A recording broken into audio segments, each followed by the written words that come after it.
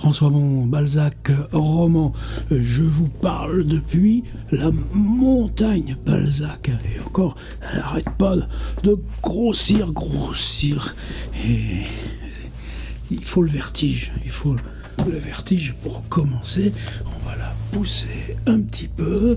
On va la ramener à une dimension raisonnable parce qu'elle me sert de pupitre en même temps que je lis. Et on va partir.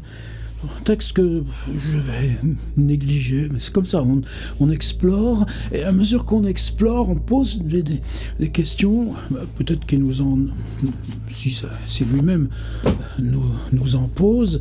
C'est un texte de 1832, donc oui, il a quand même déjà 30 ans, déjà plus de 10 ans d'écriture, mais c'est cette espèce de période d'explosion narrative, de publication, de joie, de griserie, de vie aussi qui se complique avec évidemment Madame de Berny, mais en même temps la marquise de Castries, en même temps les deux confidentes que sont sa sœur Laure et puis son amie Zulma Caro.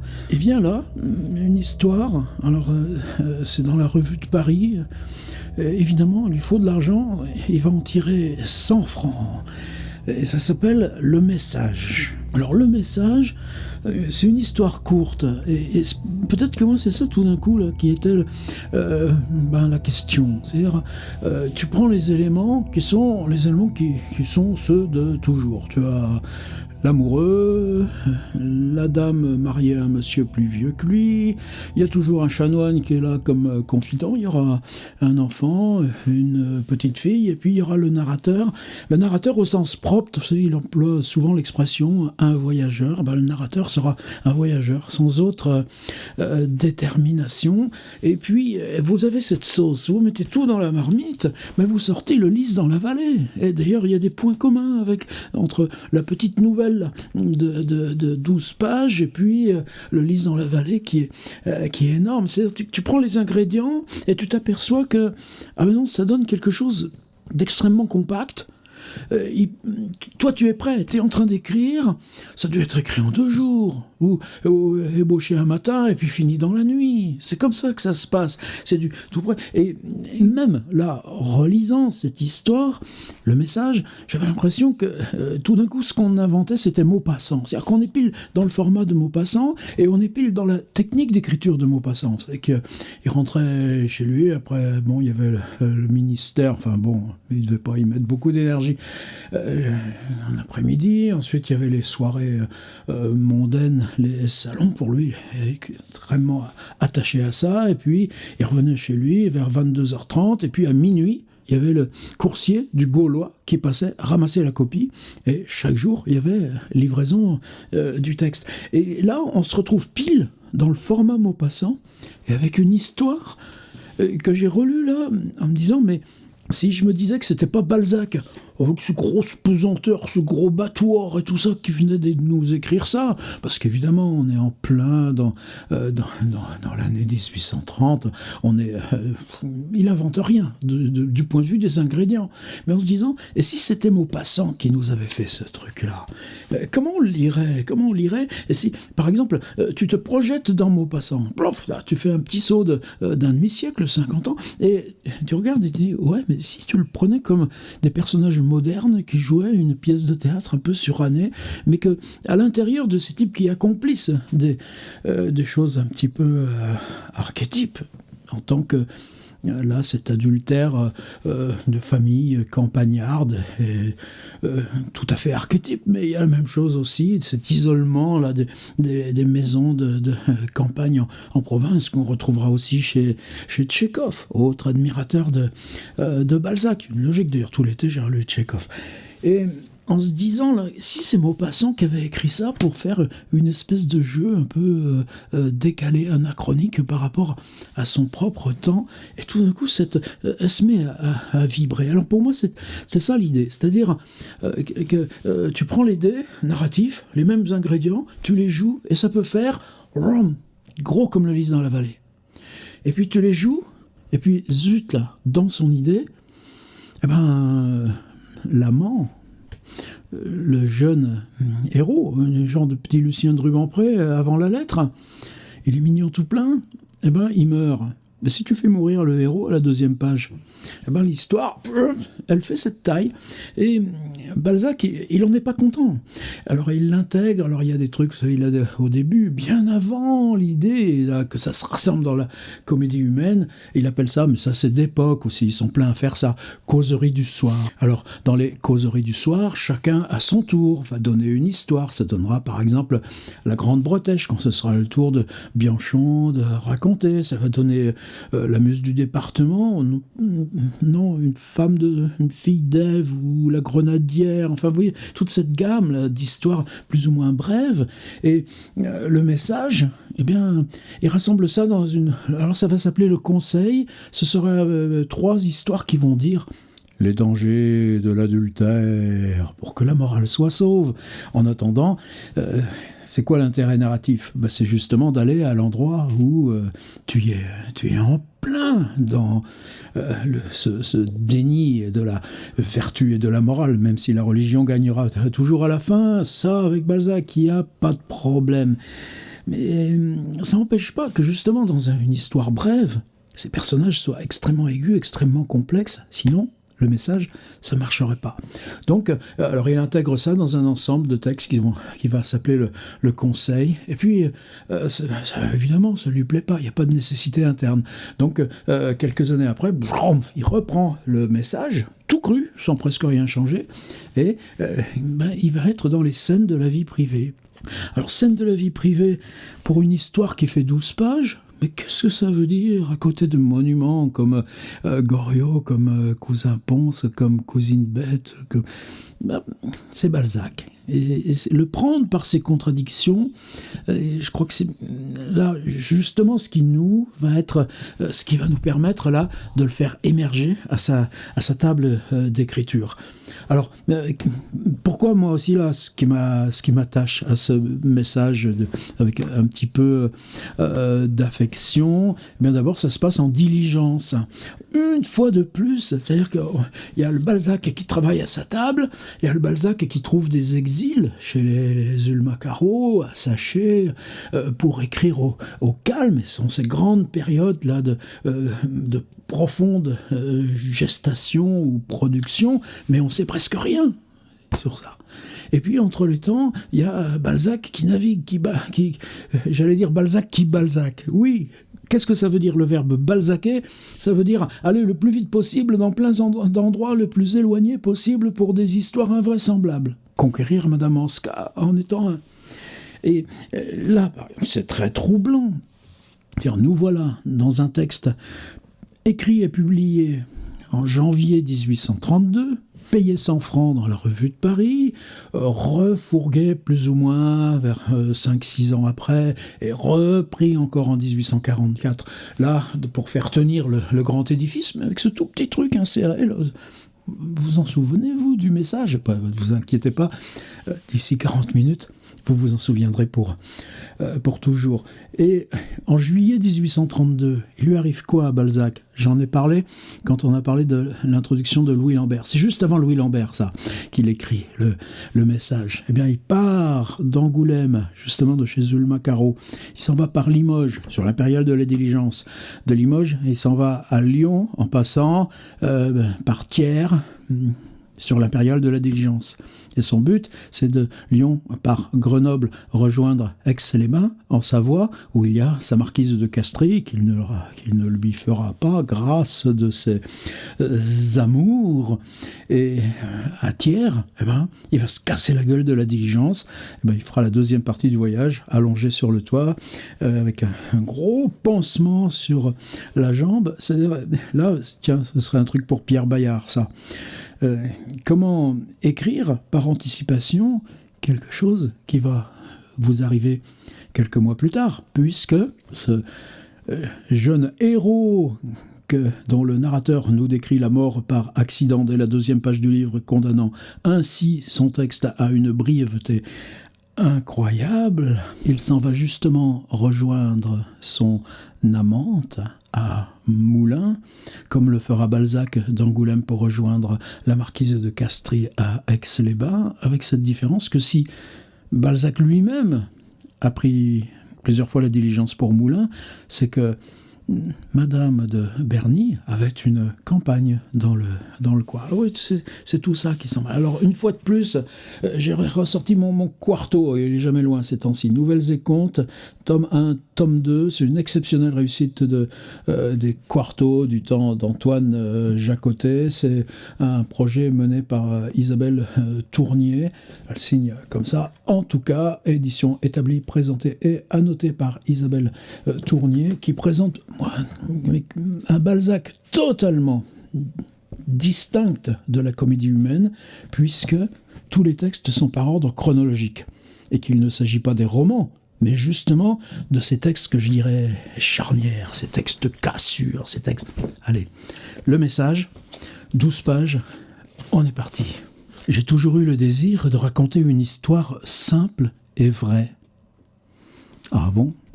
Es-tu arrivé dans ta vie à raconter une histoire simple et vraie ? Tu vas voir. J'ai toujours eu le désir de raconter une histoire simple et vraie, à la lecture de laquelle un jeune homme et sa maîtresse fussent saisis de terreur et se réfugiassent au cœur. Des fois tu l'aimes, le subjonctif, même si c'est difficile pour quelqu'un comme moi d'utiliser le subjonctif. À la lecture de laquelle, c'est-à-dire que tu écris pour produire de la lecture. Ça a l'air simple et évident comme idée.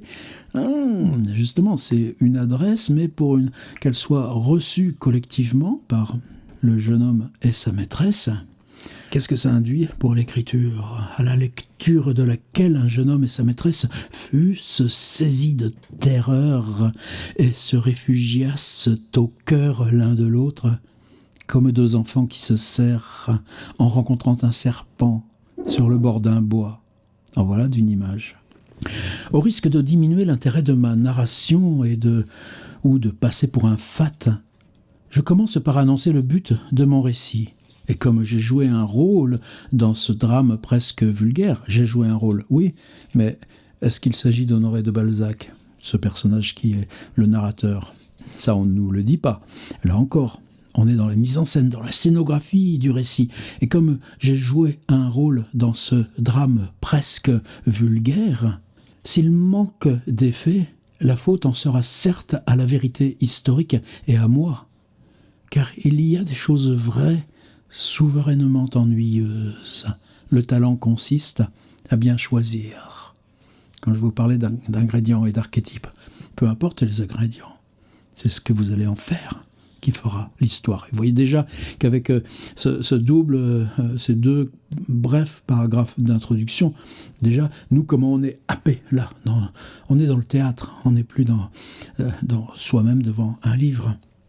En 1822, donc 10 ans avant la date d'écriture et de publication, j'allais de Paris à Moulins, et l'état de ma bourse m'obligeait à voyager sur l'impériale de la diligence. Sauf que, même 10 ans plus tard, à la preuve l'accident qui arrivera au mois de juillet, il voyage toujours, la bourse aussi plate, sur l'impériale de la diligence. Je vous répète, on est à 2 mètres de haut, on a une espèce de rabat de cuir sur les genoux, et on est dans le sens longitudinal, c'est-à-dire qu'on voit le paysage défiler à la perpendiculaire. Les Anglais regardent ces places situées dans cette partie aérienne de la voiture comme les meilleures. Aussi, durant les premiers lieues de la route, je trouvais 1000 raisons excellentes pour justifier l'opinion de mes voisins. Au moins tu regardes le paysage. Un jeune homme qui me parut être un peu plus riche que je ne l'étais se trouvait par goût près de moi, sur la banquette. Il accueillit mes arguments par des sourires inoffensifs. Bientôt, une certaine conformité d'âge, de pensée, c'est-à-dire tu construis celui qui va mourir comme étant un double de toi-même, en gros.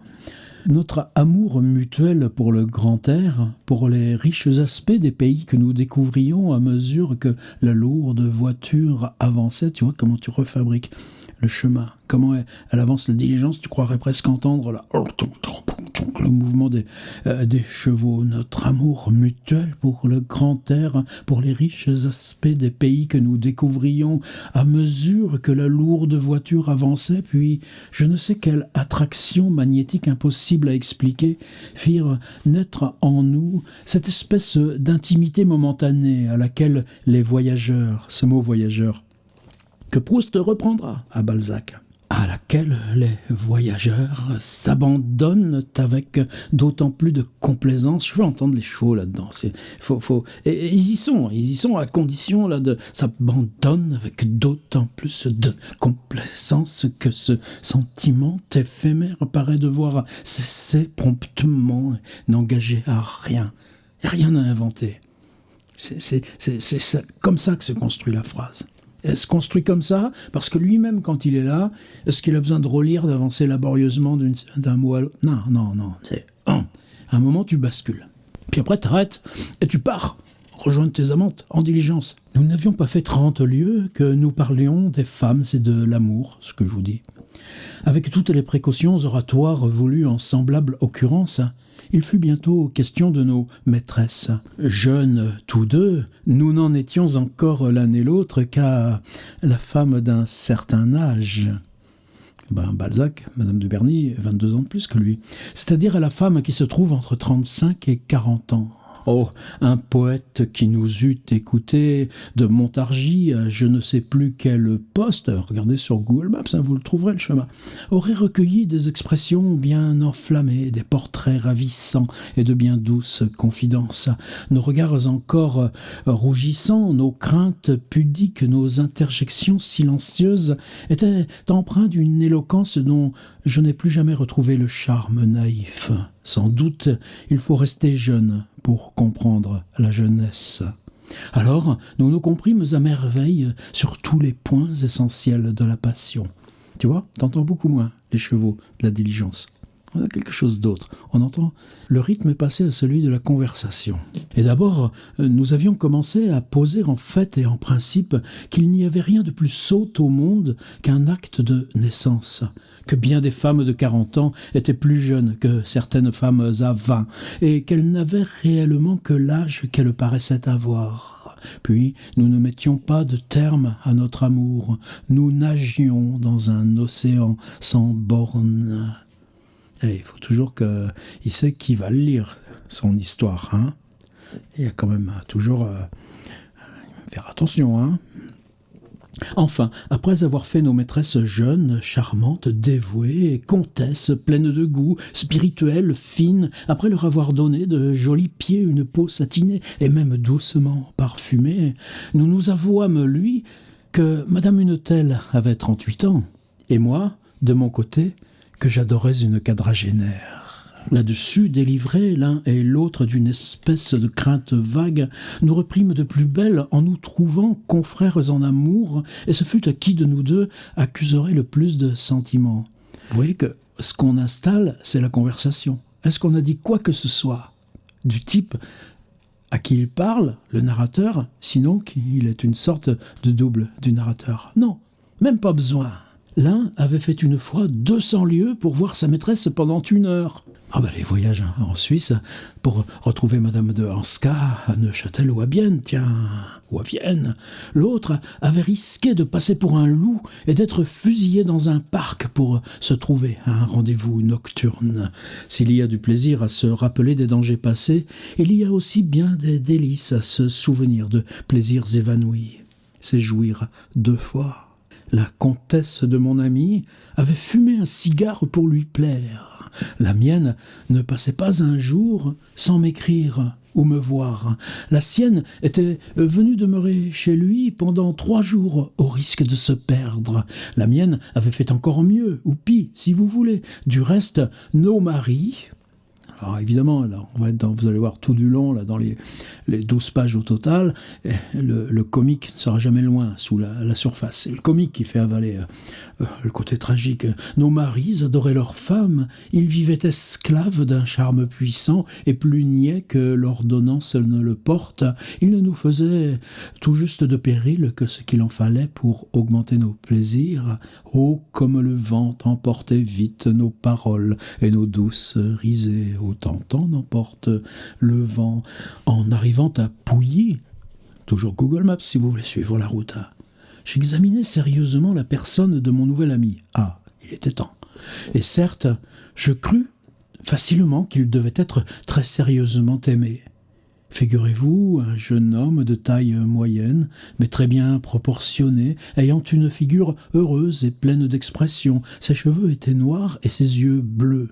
Donc on n'est pas dans Balzac, on est dans ces créatures qui vont être tout de suite un peu plus androgynes, comme Lucien de Rubempré, qui est homme-femme dès la première sculpture de lui qu'on fait. Sa bouche avait je ne sais quoi de ravissant, ses dents étaient blanches et bien rangées. Mon pauvre Balzac, qu'on a que 3 dans la bouche, il peut écrire cette phrase tranquille ou sans trembler, je sais pas, une pâleur gracieuse décorait encore ses traits fins.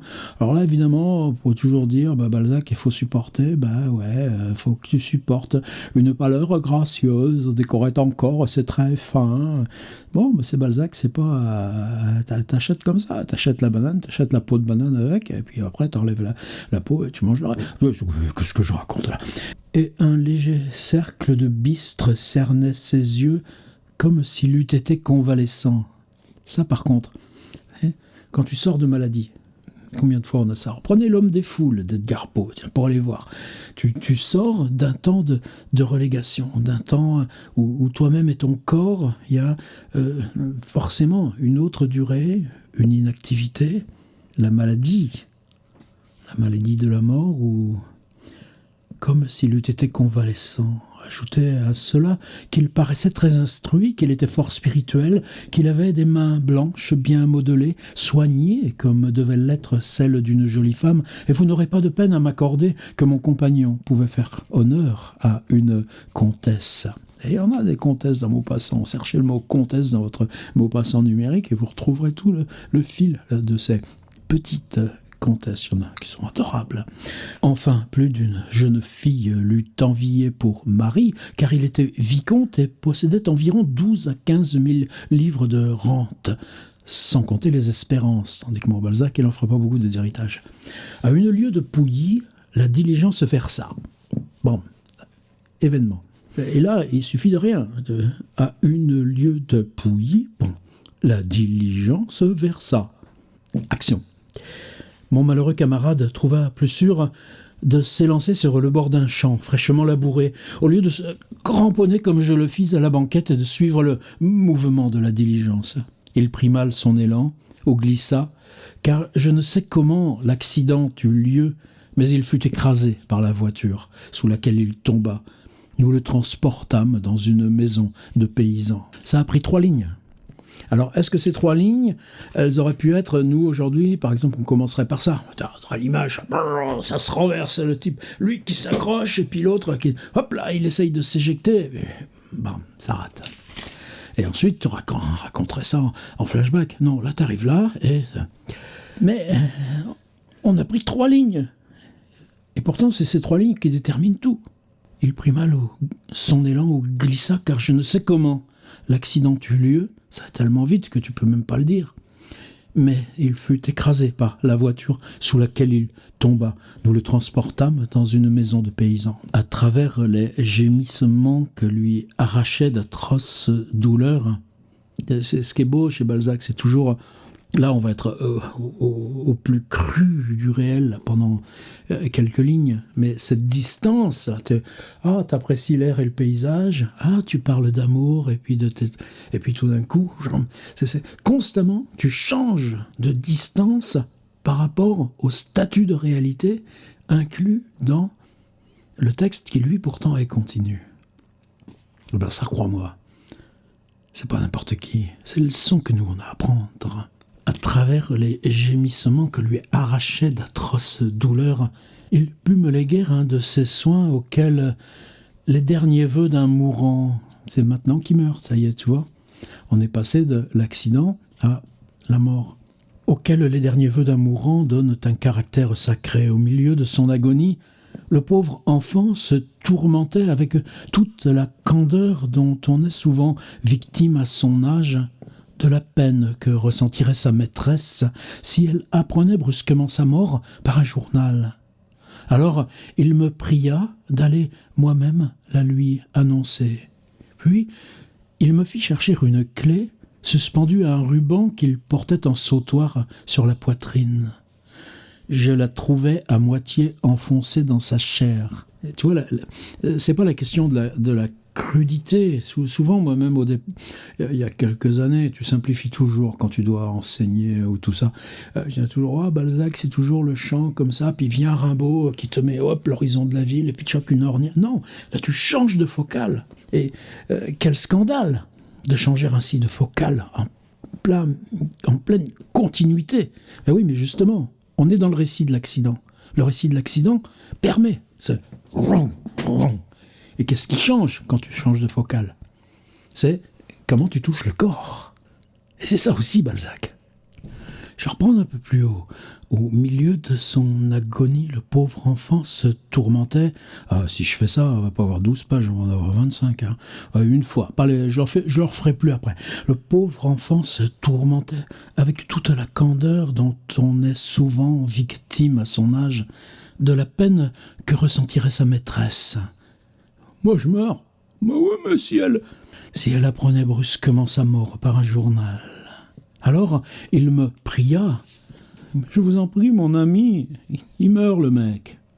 Alors il me pria d'aller moi-même la lui annoncer, puis il me fit chercher une clé suspendue à un ruban qu'il portait en sautoir sur la poitrine. Je la trouvais à moitié enfoncée dans sa chair. Il ne murmura pas la moindre plainte lorsque je la retirai. C'est-à-dire, tu vois, ces deux jeunes qui sont doubles et qui parlent des belles choses, des paysages et tout ça, et là, tu lui mets ta main dans la poitrine pour aller ressortir. Les mains rouges de sang. La clé de quoi? Lorsque je la retirai la plus délicatement qu'il me fut possible de la plaie qu'elle avait faite. Au moment où il achevait de me donner toutes les instructions nécessaires pour prendre chez lui, à la Charité-sur-Loire, Montargis, Pouilly, la Charité, attention, c'est limité à 90 sur les lettres qu'il me conjura de rendre à sa maîtresse. Il perdit la parole au milieu d'une phrase. Et c'est au milieu de la phrase qu'on met cette phrase dans la phrase. Je dis n'importe quoi, là, faut que je me calme. Les lettres qu'il me conjura de rendre à sa maîtresse, il perdit la parole au milieu d'une phrase. Ça continue. Mais son dernier geste me fit comprendre que la fatale clé serait un gage de ma mission auprès de sa mère. Affligé de ne pas pouvoir formuler un seul mot de remerciement, car il ne doutait pas de mon zèle, il me regarda d'un œil suppliant pendant un instant, me dit adieu en me saluant par un mouvement de cils, que c'est beau. Puis il pencha la tête et mourut. Sa mort fut le seul accident funeste que causa la chute de la voiture. Encore y eut-il un peu de sa faute, disait le conducteur. Il est mort, elle voulait bien, quoi qu'il a sauté le gros. À la Charité, j'accomplis le testament verbal de ce pauvre passager. Sa mère était absente, ce fut une sorte de bonheur. Néanmoins, j'eus à essuyer la douleur d'une vieille servante qui chancela lorsque je lui racontai la mort de son jeune maître et qui tomba sur une chaise en voyant la clé encore empreinte de sang. Mais comme j'étais tout préoccupé d'une plus haute souffrance, celle d'une femme à laquelle le sort attachait son dernier amour, je laissai la vieille femme de charge poursuivre le cours de ses prosopopées et j'emportai la précieuse correspondance cachetée soigneusement par mon ami d'un jour. Le château où demeurait sa maîtresse se trouvait à 8 lieues de Moulins, et encore fallait-il, pour y arriver, faire quelques lieues dans les terres. Alors il m'était assez difficile de m'acquitter de mon message, car, par un concours de circonstances inutiles à expliquer, je n'avais que l'argent nécessaire pour atteindre Moulins. Cependant, avec l'enthousiasme de la jeunesse, je résolus de faire la route à pied et d'aller assez vite pour devancer la renommée des mauvaises nouvelles qui marchent si rapidement. Je m'informais du plus court chemin et j'allais par les sentiers du Bourbonnais, portant, pour ainsi dire, un mort sur mes épaules. Dire, il avance, mais le fantôme de l'autre avance avec lui. Il y a des petits détails chez Balzac. C'est qu'un petit détail, ouais. Mais justement, ils sont là, ces détails. À mesure que j'avançais vers le château de Montpersan, j'étais de plus en plus effrayé du singulier pèlerinage que j'avais entrepris. Mon imagination inventait 1000 fantaisies romanesques. Je me représentais toutes les situations dans lesquelles je pouvais rencontrer Madame la Comtesse de V, ou, pour obéir à la poétique des romans, la Juliette, ça y est, on dit son prénom, tant aimée du jeune voyageur. Je forgeais des réponses spirituelles à des questions que je supposais devoir m'être faites. C'était à chaque détour de bois, dans chaque chemin creux, une répétition de la scène entre Sosie et la lanterne à qui il rend compte de la bataille. Molière, l'Amphitryon. C'est pas moi qui le dis, c'est Isabelle Tournier dans la note. À la honte de mon cœur, je ne pensais d'abord qu'à mon maintien, à mon esprit, à faire preuve d'habileté. Mais lorsque je fus dans le pays, une réflexion sinistre me traversa l'âme comme un coup de foudre qui sillonne et déchire un voile de nuées grises. Quelle terrible nouvelle pour une femme! En ce moment, tout occupée de son jeune ami qui avait peut-être eu 1000 peines à l'amener légalement chez elle et qui, sans doute, espérait 1000 joies. Enfin, il y avait encore une charité cruelle à être le messager de la mort. Aussi, je hâtai le pas, m'embourbant, me crottant, et j'atteignis bientôt une grande avenue de châtaigniers, au bout de laquelle les masses du château de Montpersan se dessinaient dans le ciel comme des nuages bruns à contours capricieux. En arrivant à la porte du château, je la trouvais grande ouverte. Cette circonstance imprévue détruisait mes plans et mes suppositions. Cependant j'entrai hardiment, j'eus aussitôt à mes côtés 2 chiens qui aboyèrent en chiens de campagne. À ce bruit, une grosse servante accourut, et quand je lui eus dit que je voulais parler à Madame la Comtesse, elle me montra par un geste de main les massifs d'un parc à l'ancienne qui serpentait autour du château et me répondit « Madame est par là. » « Merci, dis-je, d'un air ironique. Une jolie petite fille, à cheveux bouclés, à ceinture rose, à robe blanche, à pèlerine plissée, étant arrivée sur ses entrefaites, entendit tout saisi la demande et la réponse. À mon aspect, elle disparut en criant d'un petit accent fin « Ma mère, voilà un monsieur qui veut vous parler !»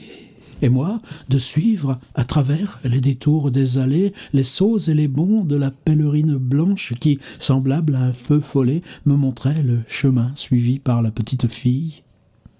Tu vois, ce naturel, comme ça vient là. Il faut tout dire.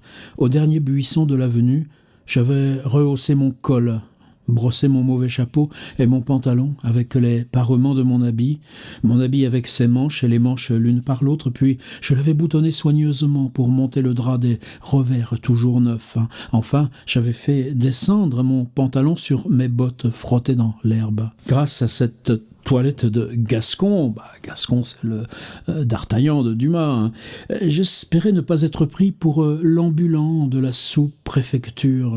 L'ambulant de la sous-préfecture, c'est toujours les petites notes de ce magnifique quarto, celui qui va collecter les impôts dans les villages, parce qu'il n'est pas le bienvenu. Mais quand aujourd'hui je me reporte par la pensée à cette heure de ma jeunesse, je ris parfois de la manière dont j'étais harnaché. Tout à coup, au moment où je composais mon maintien au détour d'une verte sinuosité, au milieu de 1000 fleurs éclairées par un chaud rayon du soleil du mois de juin, j'aperçus Juliette et son mari.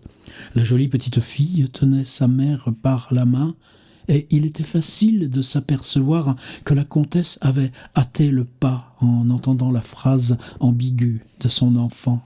Vous comprenez maintenant pourquoi, dans cet art-là de tenir une image légère, mais qu'on tient en tant qu'image, je pense à Maupassant en lisant ce texte tellement surprenant chez Balzac. Étonnée à l'aspect d'un inconnu qui la saluait d'un air assez gauche, elle s'arrêta, me fit une mine froidement polie et une adorable moue, qui révélait toutes ses espérances trompées. Je cherchais quelques-unes de mes belles phrases, si laborieusement préparées. Alors, pendant ce moment d'hésitation mutuelle, le mari put arriver en scène. Des myriades de pensées passèrent dans ma cervelle, et par contenance, je prononçai quelques mots assez insignifiants, demandant si les personnes présentes étaient bien réellement monsieur le comte et madame la comtesse de... Ces niaiseries me permirent de juger d'un seul coup d'œil et d'analyser, avec la perspicacité flatteuse pour l'âge que j'avais, les deux époux dont j'allais troubler la solitude. Le mari semblait être le type des gentilshommes actuels qui sont le plus bel ornement des provinces. Il portait de grands souliers à grosses semelles. Je les place en première ligne parce qu'ils me frappèrent plus vivement encore que son habit noir fané, son pantalon usé, sa cravate lâche et son col de chemise recroquevillé. Il y avait dans cet homme un peu du magistrat, beaucoup plus du conseiller de préfecture, toute l'importance d'un maire de canton auquel rien ne résiste, et l'aigreur d'un candidat électoral périodiquement refusé depuis 1816. Incroyable mélange de bon sens campagnard et de sottise, point de manière, la morgue de la richesse, beaucoup de soumission pour sa femme, mais se croyant le maître et prêt à regimber dans les petites choses sans avoir nul souci des affaires importantes. Du reste, une figure flétrie, très ridée, hâlée. Quelques cheveux gris, longs et plats. Voilà l'homme. Mais la comtesse... Ah, quelle vive et brusque opposition ne faisait-elle pas auprès de son mari? C'était une petite femme, à taille plate et gracieuse, ayant une tournure ravissante, toute mignonne, délicate. Vous eussiez eu peur de lui briser les os en la touchant. Elle portait une robe de mousseline blanche. Elle avait sur la tête un joli bonnet à ruban rose, une ceinture rose, une guimpe remplie si délicieusement par ses épaules et par les plus beaux contours qu'en les voyant, il naissait au fond du cœur une irrésistible envie de les baiser. Voyez, l'écluse directe avec le lys dans la vallée. Pour les apifious seulement aurait du Stendhal. Ses yeux étaient vifs, noirs, expressifs, ses mouvements doux, son pied charmant.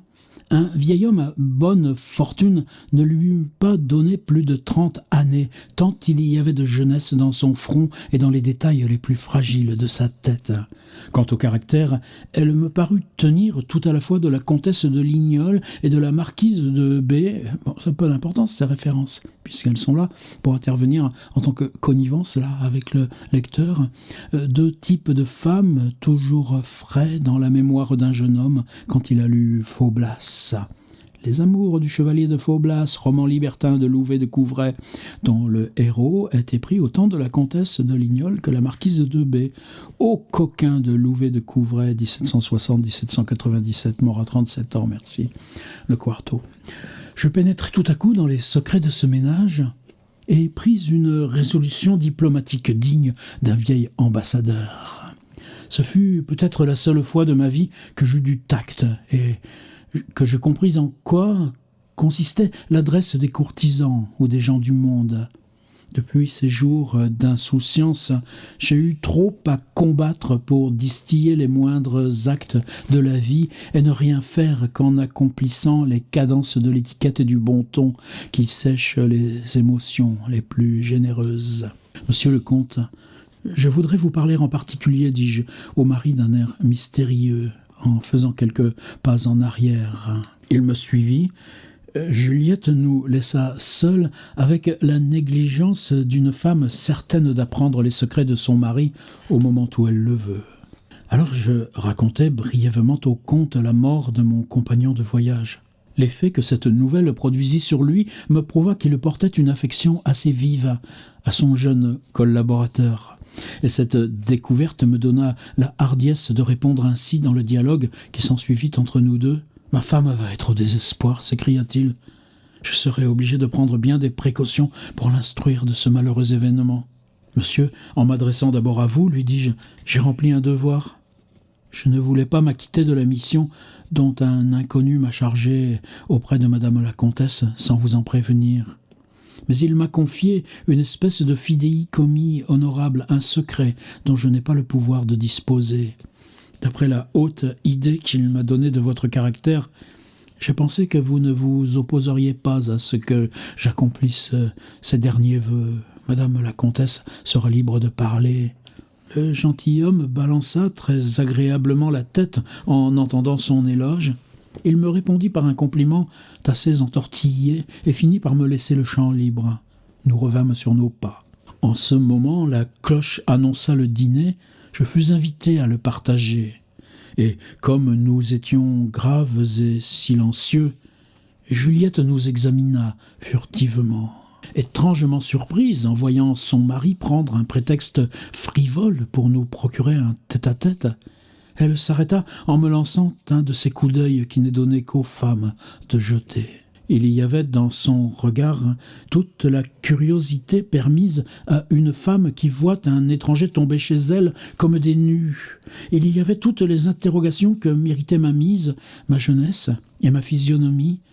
Contraste singulier, puis tout le dédain d'une maîtresse idolâtrée aux yeux de qui les hommes ne sont rien, hormis un seul. Il y avait des craintes involontaires, de la peur et l'ennui d'avoir un hôte inattendu, quand elle venait sans doute de ménager à son amour tous les bonheurs de la solitude. Je compris cette éloquence muette et j'y répondis par un triste sourire plein de pitié, de compassion. Je la contemplais pendant un instant dans tout l'éclat de sa beauté, par un jour serein, au milieu d'une étroite allée bordée de fleurs, et à cet admirable tableau, je ne pus retenir un soupir. « Hélas, madame, je viens de faire un bien pénible voyage entrepris pour vous seul. Monsieur, me dit-elle. « Oh, repris-je, je viens au nom de celui qui vous nomme Juliette. » Elle pâlit. « Vous ne le verrez pas aujourd'hui. »« Il est malade ?» dit-elle à voix basse. « Oui, lui répondis-je, mais de grâce, modérez-vous.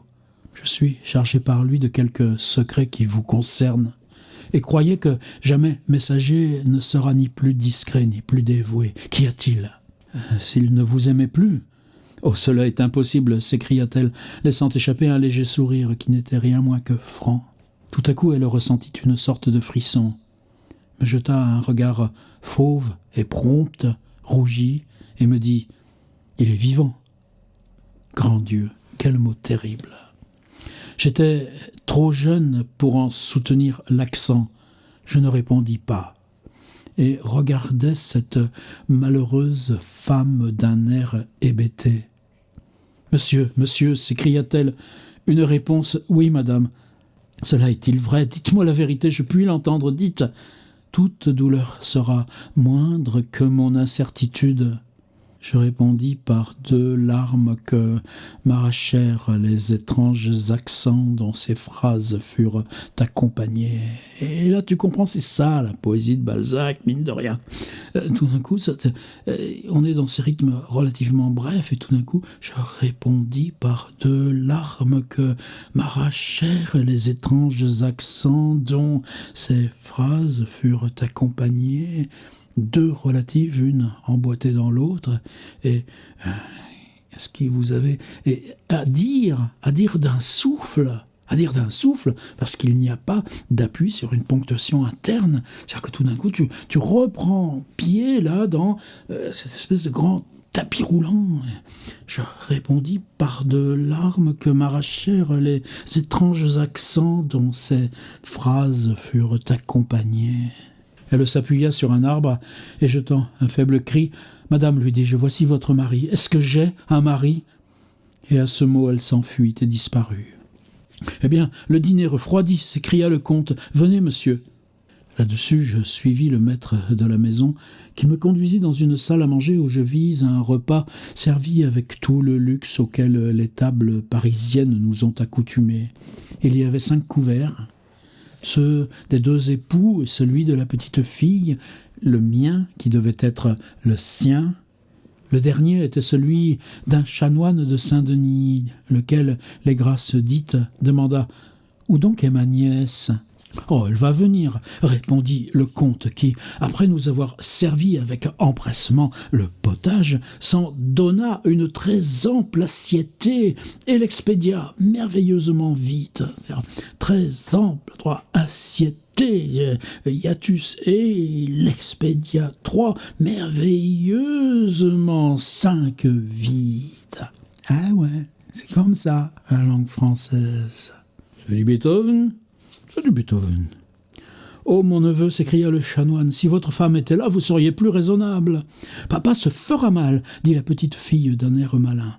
Un instant après ce singulier épisode gastronomique, et au moment où le comte découpait avec empressement je ne sais quelle pièce de venaison, une femme de chambre entra et dit « Monsieur, nous ne trouvons point madame. » À ce mot, je me levai par un mouvement brusque, en redoutant quelque malheur, et ma physionomie exprima si vivement mes craintes que le vieux chanoine me suivit au jardin. Le mari vint par décence jusque sur le seuil de la porte et nous cria « Restez, restez, n'ayez aucune inquiétude !» Mais il ne nous accompagna point. Le chanoine, la femme de chambre et moi parcourûmes les sentiers et les boulingrins du parc, appelant, écoutant, et d'autant plus inquiet que j'annonçais la mort du jeune vicomte. En courant, je racontais les circonstances de ce fatal événement et m'aperçus que la femme de chambre était extrêmement attachée à sa maîtresse, car elle entra bien mieux que le chanoine dans les secrets de ma terreur. Nous allâmes aux pièces d'eau, nous visitâmes tout, sans trouver la comtesse ou le moindre vestige de son passage. Tu vois, toujours ce jeu de double scansion, là, des assonances. Nous allâmes aux pièces d'eau, nous visitâmes tout, sans trouver la comtesse ou le moindre vestige de son passage. Enfin, en revenant le long d'un mur, j'entendis des gémissements sourds et profondément étouffés, qui semblaient sortir d'une espèce de grange. À tout hasard, j'y entrai. Nous y découvrîmes la comtesse, qui par un accès de folie, sans doute, s'y était ensevelie au milieu du foin. Elle avait caché sa tête afin d'assourdir ces horribles cris, obéissant à une sorte d'instinct pudique. C'étaient des sanglots, des pleurs d'enfants, mais plus pénétrants, plus plaintifs. Il n'y avait plus rien dans le monde pour elle. La femme de chambre dégagea sa maîtresse, qui se laissa faire avec la flasque insouciance de l'animal mourant. Tu sais ce que c'est, le mot flasque? Tu sais ce que c'est, le mot insouciance? Animal mourant, tu peux te représenter? Et est-ce que dans ta vie, tu as écrit qui se laissa faire avec la flasque insouciance de l'animal mourant? Cette fille ne savait rien dire autre chose que « Allons, madame, allons !» Le vieux chanoine demandait « Mais qu'a-t-elle? Qu'avez-vous, ma nièce ?» Enfin, aidé par la femme de chambre, je transportai Juliette dans sa chambre. Je recommandai soigneusement de dire à tout le monde que la comtesse avait la migraine et de veiller sur elle. Puis nous redescendîmes, le chanoine et moi, dans la salle à manger. Il y avait déjà quelque temps que nous avions quitté le comte. Je ne pensais guère à lui qu'au moment où je me trouvais sous le péristyle. Son indifférence me surprit, mais mon étonnement augmenta bien quand je le trouvais philosophiquement assis à table. Il avait mangé tout le dîner, au grand plaisir de sa fille qui souriait de voir son père désobéissant. La singulière insouciance de ce mari me fut expliquée par la légère altercation qui s'éleva soudain entre le chanoine et lui. Le comte était soumis à une diète sévère que les médecins lui avaient imposée pour le guérir d'une maladie grave dont j'ai oublié le nom. Et poussé par cette gloutonnerie féroce, assez familière aux convalescents, l'appétit de la bête l'avait emporté sur toutes les sensibilités de l'âme. En un moment, J'avais vu la nature dans toute sa vérité, sous deux aspects bien différents, qui mettaient le comique au sein même de la plus horrible douleur. La soirée fut triste. J'étais fatigué. La chanoine employait toute son intelligence à deviner la cause des pleurs de sa nièce. Le mari digérait silencieusement, après s'être contenté d'une explication que la comtesse lui fit donner de son malaise par sa femme de chambre, et qui fut, je crois, empruntée au malheur naturel à la femme. Alors, nous nous couchâmes de bonne heure. En passant devant la chambre de la comtesse pour aller au gîte où me conduisit un valet, je demandai de ses nouvelles assez timidement. Elle me fit entrer, voulut me parler, mais la voix lui manqua. Elle inclina la tête, je me retirai. Malgré les émotions cruelles que je venais de partager avec la bonne foi d'un jeune homme, je dormis accablé par la fatigue de ma marche forcée.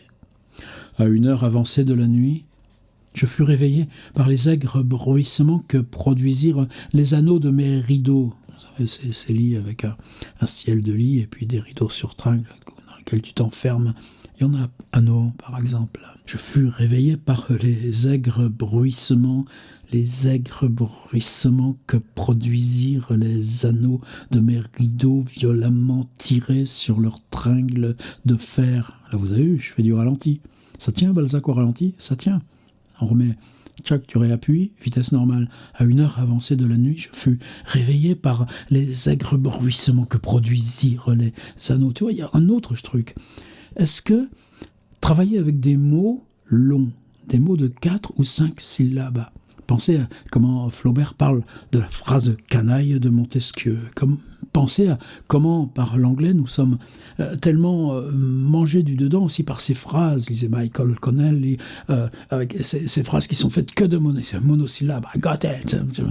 Non, là, apprends à utiliser dans ton dictionnaire les mots qui font 4, 5, 6 syllabes. À une heure avancée de la nuit, je fus réveillé par les aigres bruissements que produisirent les anneaux de mes rideaux violemment tirés sur leurs tringles de fer. À une heure avancée de la nuit, je fus réveillé par les aigres bruissements que produisirent les anneaux de mes rideaux violemment tirés sur leurs tringles de fer.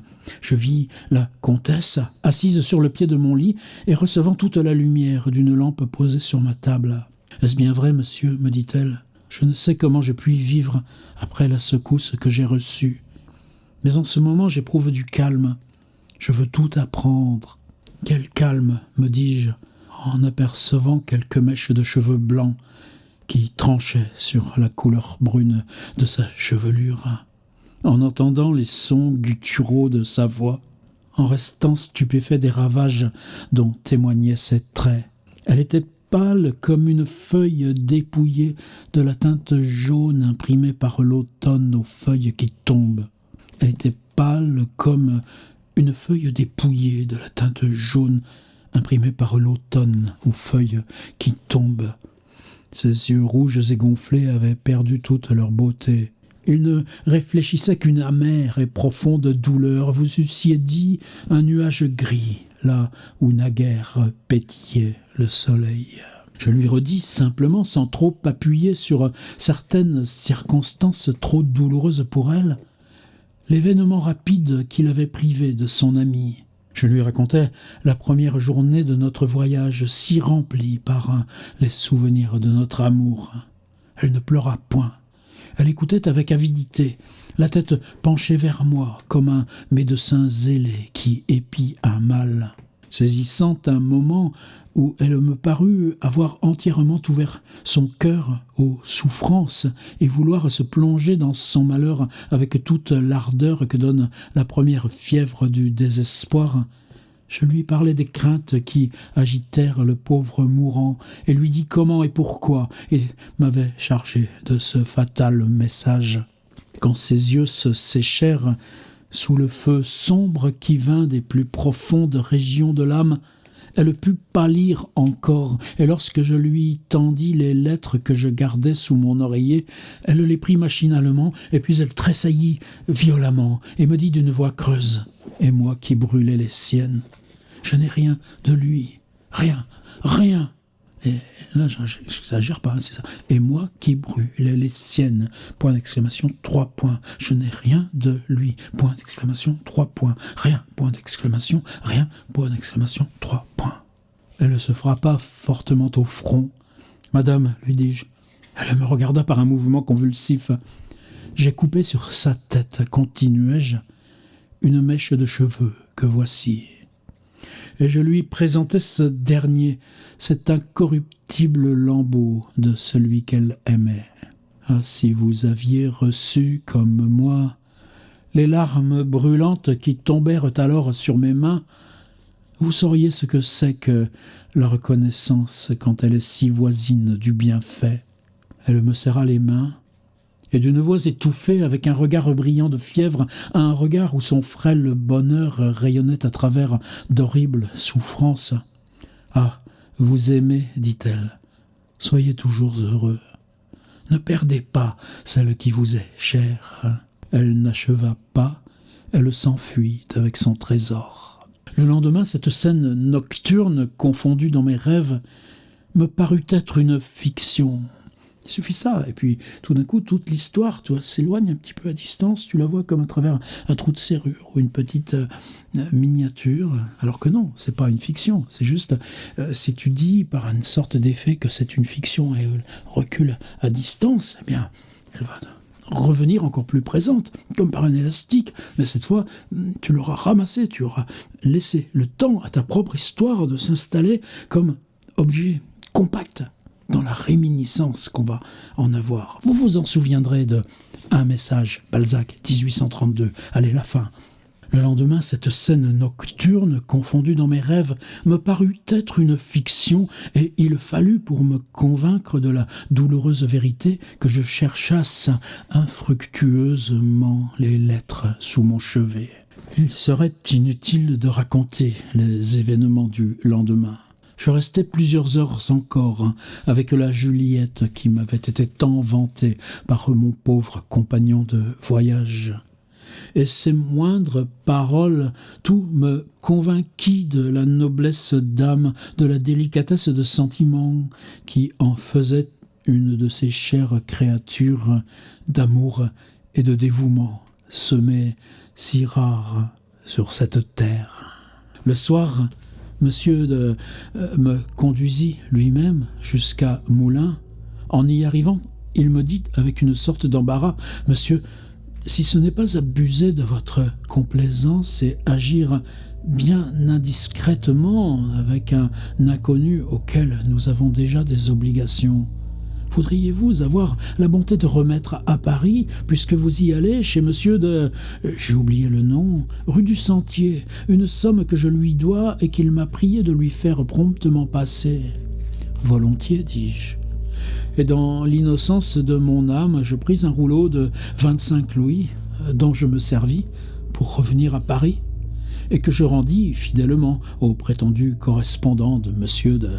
Ce fut à Paris seulement, et en portant cette somme à l'adresse indiquée, que je compris l'ingénieuse adresse avec laquelle Juliette m'avait obligé, la manière dont cet or me fut prêté, la discrétion gardée sur une pauvreté facile à deviner, révèle tout le génie d'une femme aimante. Quel délice de raconter cette aventure à une femme qui, peureuse, vous serre et vous dise « Ô chère, ne meurs pas, toi !»